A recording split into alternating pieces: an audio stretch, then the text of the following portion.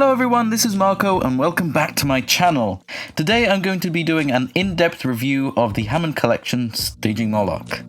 Or STYGIMOLOCH, or however you want to call it. I'm a little bit late to the party, and I apologize for that. As I mentioned in my previous videos, I've been a bit busy, but today I'm going to try and make up for it because it's not just going to be a review. I'm also going to be sort of adjusting the figure, giving it some slightly new paintwork, and I'll be somewhat trying to fix the jaw as well. Fix the jaw, you say? Well, yeah, we'll get to that. Don't worry, I'll get back to making videos again. As I said before in my previous videos, I'll just get these reviews out of the way first, and then we can get back to creating. Just a quick disclaimer again, this is an in-depth review from a sculptor and designer's point of view. The general consumer may not notice certain aspects of the figure that I might point out. So for genuine curiosity's sake, I'll be sharing my point of view and things I noticed in terms of accuracy. I'll be comparing the figure to the original source material, and I'll be sharing my own opinions. Mattel keep doubling down that these are premium figures, which means that they should be on the same level as other premium figure companies like McFarlane, SH Figure Arts, Nanmu, and all of that. So it only makes sense for us to treat them as such, right? So they set themselves a really high bar, to be honest. So keeping all of that in mind, this is my in-depth review.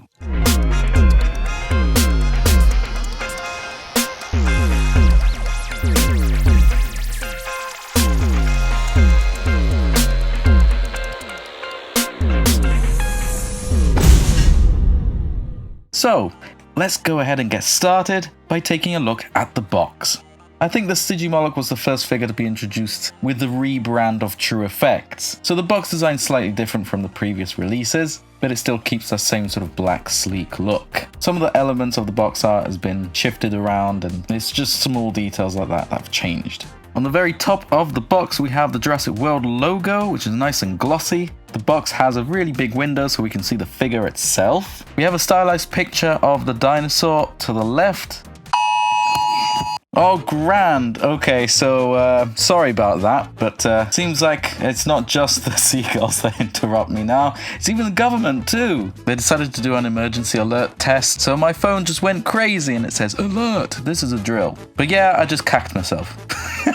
Anyway, I was talking about the box, wasn't I? So on the bottom right, we have the name of the dinosaur, and with the Hammond collection logo there too. Above the window, there is a True Effects label there too, just in fact to remind us that this is a premium line figure. But we'll see about that when we open the box. On the first side of the box, we have the Hammond collection logo and the continuation of the dinosaur picture, which by the way looks more like a render than a drawing, compared to the recent box art of the figures in this line. Please.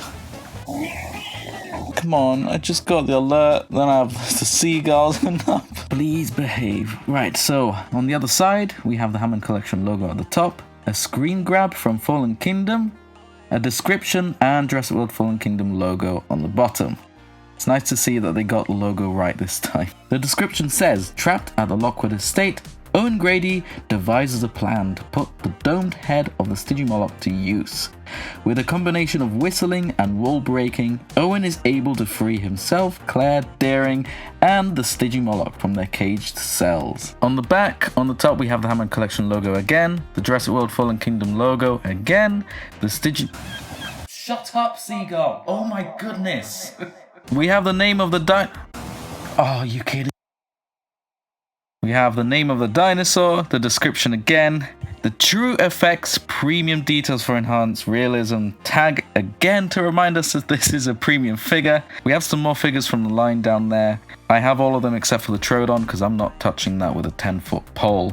And then in the middle, some photo edited pictures of the figure. Again, Mattel is painfully aware of how bad the glass eyes are that they have to go in and touch them up because they don't look the way they should. Now, when they first revealed this figure, it looked pretty good, but I had two main concerns. Number one is that the color looks a bit off, it definitely looks too red, and the hips looked pretty wide, which is a common recurrence with the small figures now. Mattel went ahead and fixed that issue on the big figures, but not on the small ones. So it's interesting to see how it looks in person. So let's open the box and let's take a look. Now the tray's out, we can see that the tail is separate, so let's click that into position. and here we go. This is the figure all in one piece. First impressions, well, yes, in person this is even redder than I thought, which isn't ideal. It's the same red as the Carnotaurus, but in the film this Stygimoloch is definitely not this red. It's more of an orange colour. And Mattel lately have been really struggling to get the shades of the colours correct. I mean, look at the buck. No, actually don't look at the buck. They're all a bit too saturated. This one's just too red, and the Spinosaurus is just the completely wrong colour. But there's an explanation for that one. The best paintwork we've seen was on the Giganotosaurus. That one was perfect. But yeah, I've seen that the Lost World Raptor one, the orange is a bit too on the red side. But we'll talk more about that one once I get to that review. And yeah, the hips are a bit too wide on this one again. Mattel are aware of that issue and they fixed it on the larger figures, but for some reason they just can't figure it out on these smaller ones. It does have the smaller feet that we now are used to, which is great. And overall the proportions, with the exception of the wide hips, seem pretty good. So let's compare it to some reference material. This is a render of the ILM model used in the film, courtesy of Lukey Haim or Lukey the Wesley on Instagram. Thank you. So let's compare the figure with this. And overlaying them, we can definitely see that something's a bit off. The body is too short, and to compensate for how short the body is, the neck is longer. The tail is a bit short, and the limbs in general are a bit bigger than they should be. Which is what we saw with the Hammond collection Allosaurus and with the Giganotosaurus too, so it must be Mattel's style or just a little quirk that the sculptor that works at Mattel has. But overall, it's not too bad. It still looks like a Stygimoloch, so that's good. It's nowhere near as good as the Spinosaurus. That was pretty much a one-to-one replica of the maquette, which was great in terms of proportions. So I wish Mattel had a bit more consistency with that. And I wish they put as much love and attention to detail with the smaller figures as the larger ones. Since Mattel have the license, they should probably do what they did with the Spinosaurus and just trace the source material to get it as accurate as possible. That's what the sculptors for premium action figures do, and that's what Mattel should do too. I instantly realized that the hips were too wide, so if we take a look from the top and compare it with the source material, you can definitely tell that this thing is thick. And it's most likely to do with the articulation that they've added to this thing, and to be able to incorporate that type of joint that they've designed, they have to sort of widen the hips a bit and alter the accuracy of a sculpt to include that type of articulation. Which, by the way, with permission from Blue Fury, she sent me this video showing me the articulation joint in the hip. It seems to be a bit over-engineered for what it needs to do. Mattel are quite good at that. Remember when I opened up the Giganotosaurus toy in the main line to change the horrible action feature I had into opposable torso? It had so many gears and so much complex stuff going on in there, which is just so overkill for what it needs to do. So yeah, I feel the same for this hinge that they use in the hip. It doesn't really need it in the first place, but if they really want to add it, I'm sure there's much easier and cheaper ways or alternatives to have this without altering the sculpt too much. I mean, just look at Nanmu and other companies like that, they can pull it off fine. And we know for a fact that accuracy wasn't their top priority, especially with the earlier designs for the bigger carnivores and stuff. But then later on, they realized that people actually do care about accuracy, and they managed to slim the hips down and still maintain the articulation. So I think they should do the same for the smaller figures. Oh, one thing I forgot to mention is that this figure is a little bit oversized. So that's mainly it for proportions. I think we can take a closer look now at the individual elements of the sculpt, and let's start with the head. The head generally looks really good. From the side profile, the shape of the skull matches up with the reference material, and generally speaking, the shape of the head in general is fine. Even the size of the eye for such a small figure seems pretty good too. They tend to oversize the eyes a bit, but this time they seem to have nailed it. One thing that is pretty obvious straight away is how oversized all the horns are, or the spikes. These things are massive. But looking at it from the front, it all seems to match up pretty well. They tend to make the heads a bit wider than they should be, but it seems fine this time, which is a bit of a nice change. One thing that I really don't like about this head is the jaw articulation, but we'll get to that when we talk about the articulation later on. One thing that Mattel completely missed is the shape of the pupil. It should somewhat resemble the pupil of a goat, where the pupil is horizontal, but they gave it a round pupil. Mattel seemed to struggle in general with the shape of the pupils, especially when they gave a slit pupil to the baby Triceratops. That's just pretty much unforgivable for a premium line, come on. I can completely give them a pass on that on the main line, but for a premium collector's line, they really need to nail this stuff. Especially when they double down with their marketing telling us that these are premium figures. Another thing is that they painted the pupil on the outside of the eye, when it completely defeats the purpose, as I mentioned multiple times in the past reviews, because it completely defeats having glass eyes in the first place. The whole point of having glass eyes is that so it gives the illusion of the pupils following you. And that effect is only achievable if the pupil is located or recessed behind the surface of the eye, which adds realism. Now, glass eyes do have a big drawback, and that is you have to have the light shining in the correct angle to be able to see the color of the eye. So the way they've done it, it's that this eye just has the drawbacks of a glass eye, and that's it. But I guess you can see the pupil like this, but at that point you might as well just paint the eyes.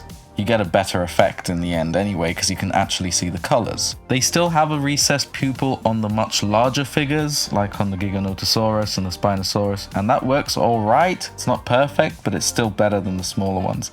The smaller the eyes get, the harder it is to pull off that effect. The fact that they're painting the pupil on the surface of the eye screams to me that they are very aware of the limitations of these glass eyes, that they're trying desperately to sort of find a compromise to make it kind of work. So yeah, going back to the head sculpt, generally speaking, the detailing and everything is fine. There's nothing wrong with it. It's all nice and crisp. So the only thing I would change sculpt-wise on the head is the size of the spikes. Moving down to the neck, as we mentioned earlier, the neck is a little long, but it doesn't really take away too much from the look of the figure. Mattel tend to soften the detail a bit on the neck for some reason or another, but this time it just seems to match the rest of the sculpt pretty well. It's got some nice skin wrinkles here and there on the side, but also on the bottom, connecting the head to the torso. Now moving to the torso, it is a bit short or squished as we saw earlier, but the detailing is quite good.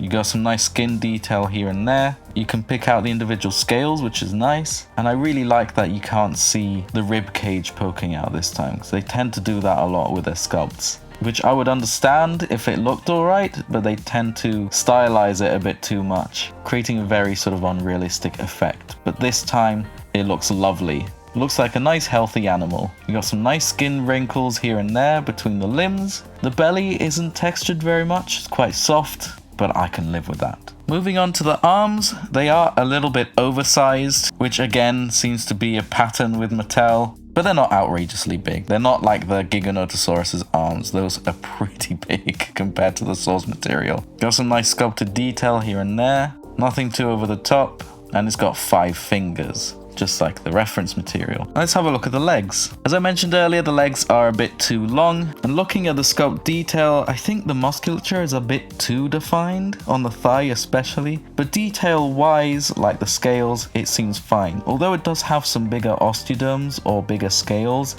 which I don't really recall seeing on the renders. I think there are some very subtle variations in scale sizes, but I can't see bigger scales like this, or to this extent I should say. These are quite big and they protrude quite a bit too. And there's some interesting creases in the skin on the behind of the leg. There's not much sculpted detail around the knee area, which is a bit of a shame because Mattel sculpted detail around the knee is pretty good and sharp usually.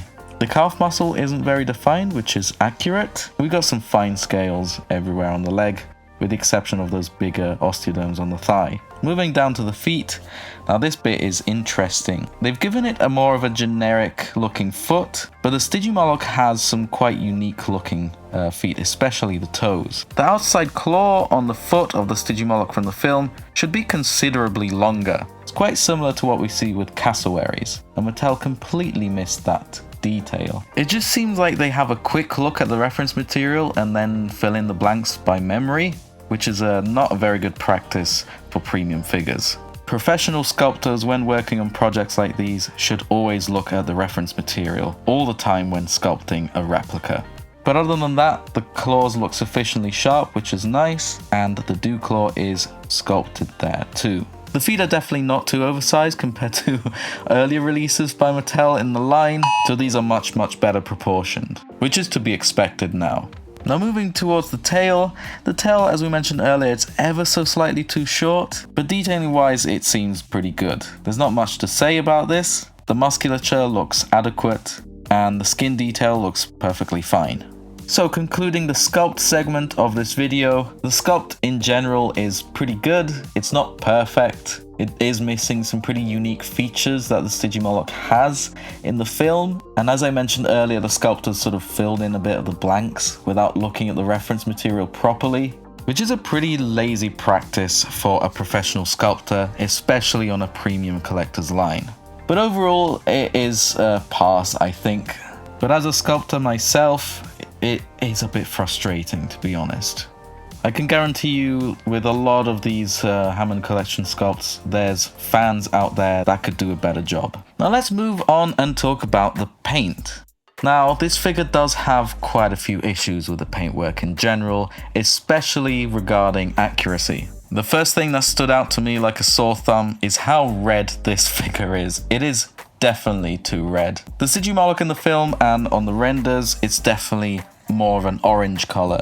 I'd say it's like an orangey brown, but this one is maroon, it's dark red, which I have to be honest with you guys, has me quite frustrated. Even the patterns aren't correct. The color is a very dark brown, which is darker than they should be, and the pattern designs are just all over the place and don't replicate what we see in the renders or in the film whatsoever. They're not even close. The actual patterns on the source material are much more defined and less messy. They almost look like tiger stripes, but they widen drastically towards the base and connect down the length of the spine. But the ones on the figure are just completely messy and they're not very coherent at all. Again, Mattel's designers just don't seem to be looking at the reference material when designing these figures. Or at least it seems like they look at it just once and then complete the design from memory. It does sport some counter shading, which is good, it's accurate. A lot of the newer, especially the bigger figures, are lacking counter shading, which is not good, but this one does. The way it's applied, it's a bit of a mix here and there.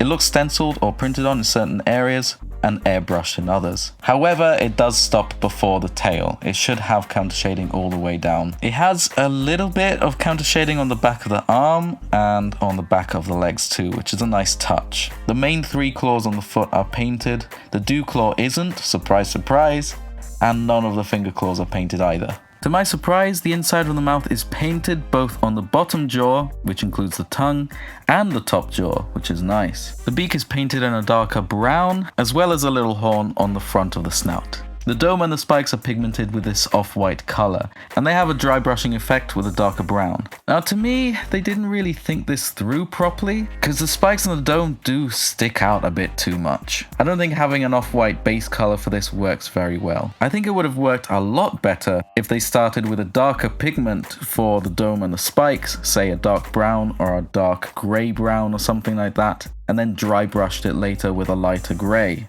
And at this point of the review, I thought, you know what, screw it, I'm just going to repaint this a little bit. So that's what I did. I repainted the dome and the spikes with a darker color and then dry brushed it with a lighter one. And this is so much better in my opinion. It looks a lot more natural. And the more I look at the original figure, it just feels like they added the dry brushing effect just for the sake of adding it, if you know what I mean, without putting too much thought into actually making it work properly visually. So as I was repainting the dome and the spikes, I thought, you know what, I'm just going to repaint a little bit more. I'm just going to give the dark red a little bit more of an orange wash just to tone down the redness of it. It didn't work as well as I wanted it to, but at least it's not red if you know what I mean. And I didn't stop there, I also added a bit more counter shading on the tail too. And with that, we finished talking about the paintwork. Next bit is the articulation. I already talked about the wide hips, so I'm not going to repeat myself. But generally speaking, the articulation is no different from the other Hammond collection figures. The small ones in particular. And just like all the small Hammond collection figures, the jaw hinge isn't good at all. And I'm really sick of having to repeat myself every time. And I really sincerely hope Mattel changes this in the future. It's using the very cheap jaw hinge that Mattel have been putting in the Raptors as well. Instead of doing the custom jaw hinges they used to do for the mainline Raptors, they're just using the generic cheaper hinge for all the jaws, which by the way is the same exact hinge they use for the knees and the feet. They're just reusing it in the mouth too. That's so they can cut costs, but they really shouldn't on this premium line. If they want to do a premium looking figure, the hinges and the joints are supposed to be premium too. Fun fact, they use the same exact hinge on the Ankylosaurus jaw hinge, and we all know how bad that looked. I made a modification video to show you how to fix it. It's a very quick and easy fix. It's still not ideal because the hinge itself should be further back in the head. In any case, Mattel are painfully aware of how bad that looks, that they completely refuse to add any sort of jaw hinge or jaw articulation in the later releases, including the Stegosaurus. They are, however, rethinking it for the new Sinoceratops revealed. They're not going to add a hinge at all, but they're going to do swappable mouths, which is probably the best solution for this. So yeah, the jaw hinge on this STYGIMOLOCH is way too far forward. It looks like it's got an articulated lip. But the worst part of this is that it's got some really ugly cuts on the sides when they could have been hidden very easily. And I'm going to show you right now how to fix it. So what I did is I glued the sides of the mouth like this with some super glue, making sure that the glue doesn't go all the way deep, just on the very edges of the seams. Then I grabbed my scalpel and carefully cut in these areas here, so that the center of the jaw was still able to move and articulate while the sides stay glued. I added some extra super glue just to make it nice and tough on the sides, and just dabbed some tiny little super glue dots on it just to texture it a tiny bit. Then I color matched some paint and painted over it, and there you go. That's it fixed. It still articulates, but those horrible ugly seams are gone. If Mattel really want to cut corners and use those hinges, the very least they could do was hide those seams. It really is not a big ask or too much to expect for a premium line. So with that done, I'll show you the rest of the articulation. The head is on a ball joint. The neck moves like this. The arms like this. The legs like this.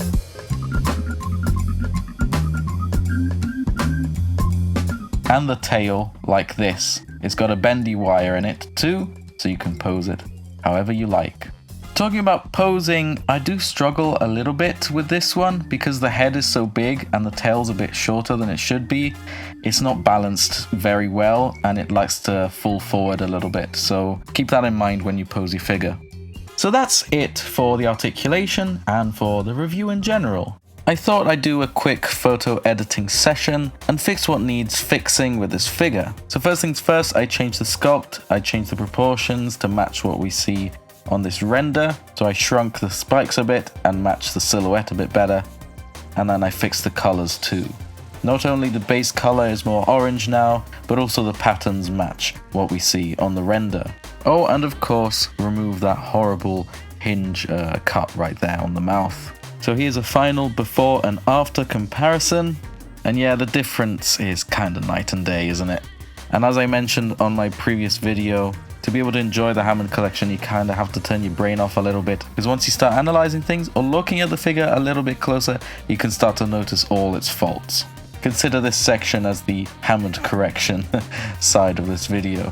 My final thoughts are that this is pretty much no different from the other Hammond collection small figures. It still suffers from the same issues and more because of the colors not being correct, but at least the feet are a bit smaller than the first releases. I don't think we should count that as an achievement anymore because it's just a given. It still looks decent. I honestly don't think it's worthy of the premium tag that they are so adamant about releasing these under. What I personally find quite frustrating is that this figure is the first one that Mattel released under the rebranding of the True Effects Premium Enhanced Realism, whatever it's called. And it still suffers with the same issues that the small Hammond collection figures have. I can't understand how they can willingly push this and market this as a premium figure, doubling down on that, without actually making it any better than the previous releases. I'm guessing they only call them premium because they are a little bit better than the mainline ones, and that's it. if someone at Mattel's watching this, calling something premium doesn't make it premium. Something is premium when it actually does feature things that are worthy of the premium label. Other companies like NECA, SH Figure Arts, Haya, even McFarlane, Nanmu especially, those are premium. The sculpts aren't stylized for one, the colors don't look saturated or stylized either. They look premium, they look exactly like the reference material, and they've got good articulation. Sure, they all have their quirks and things that make them different. Some things aren't perfect, but they're leaps and bounds better than Mattel's stuff. I think the first step that Mattel needs to do, especially for these small figures, is actually pay good attention to the source material and avoid cutting costs here and there as much as they can. Premium collectors' figures are made for the fans, and the fans know when something's not right. You know me, I don't like to sugarcoat things, and I believe in honesty, and that's my honest review. You can have differing opinions, and that's completely fine. Just please be civil in the comment section down below. But hey, regardless of my thoughts, this is still objectively the best Stygimoloch figure we've ever had. And it doesn't look bad. I'll be honest, I am kind of dreading reviewing the next one, which is the Lost World Velociraptor. There's quite a bit wrong with that one. But after that, I promise I'll get back into making videos again, so you can look forward to that. I'd like to thank you so very much for watching, and I'll catch you in the next one, and stay safe.